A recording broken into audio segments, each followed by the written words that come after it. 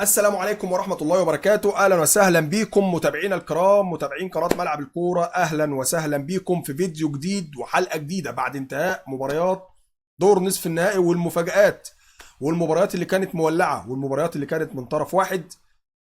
هنقول لكم بالتفاصيل جدول ومواعيد مباريات دور نصف النهائي لبطولة كأس آسيا للناشئين بإذن الله تعالى. طبعا لو اتكلمنا بالتفصيل عن الأربع مواجهات، احب اكلمك عن المواجهه الاولى بين منتخب السعوديه ومنتخب اليابان اللي كانت متوازنه تماما في النتيجه، وانتهت المباراه بالنتيجه زي ما قلت لحضراتكم، بالنتيجه 2-2 وفوز منتخب السعوديه بركلات الترجيح. كانت مباراه قويه جدا جدا من المنتخب السعودي، نصدق نفسنا نصعد ونوصل ان شاء الله تعالى كعرب، بتكلم للعرب بشكل عام. ثم المباراة الثانية كانت مباراة الإمارات وأوزبكستان، كانت من طرف واحد. منتخب أوزبكستان لعب وسيطر طوال 90 دقيقة، منتخب الإمارات ما جاش غير في الكرة اللي سجل فيها هدف فقط، وكان مدرب قاعد بيتفرج. عندنا مباريات النهارده، يعني امبارح كانت في مباراة متوازنة ومباراة كانت من طرف واحد، النهارده نفس الكلام. مباراة اندونيسيا وكوريا الشمالية من طرف واحد تماما.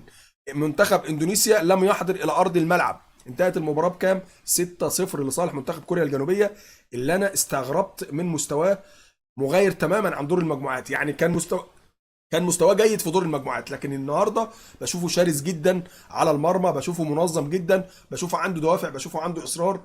وكده المباراة بينه وبين اندونيسيا اوزبكستان هتكون صعبة جدا. كمان عندنا المباراة الثانية كانت منتخب طاجيكستان ومنتخب كوريا الجنوبية، المباراة اللي راحت لكوريا الجنوبية ثم عودة لطاجيكستان ثم فوز لطاجيكستان ثم ضربة جزاء لكوريا الجنوبية عشان المباراة تخلص 2-2 ويرجع المنتخب الكوري الجنوبي في النتيجة 2-2 ويفوز بركلات الترجيح 5-4 او 5-3 عفوا.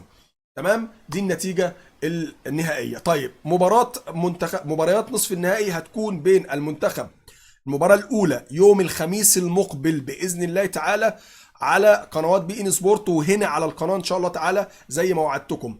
هتكون بين منتخب السعودية ومنتخب كوريا الجنوبية في تمام الساعة 5 مساء بتوقيت مصر، بتوقيت السعودية، والسادسة مساء بتوقيت الإمارات. 5 بتوقيت السعودية واليمن والعراق والأردن، والستة بتوقيت الإمارات.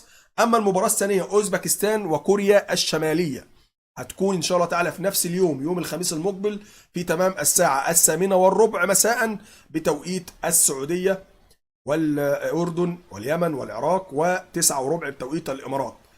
باذن الله تعالى بنتمنى من كل قلبنا التوفيق للمنتخب السعودي. وطبعا اوزبكستان وكوريا الشماليه اعتقد هتكون مباراه قويه جدا جدا جدا، لازم نتابعها مع بعض.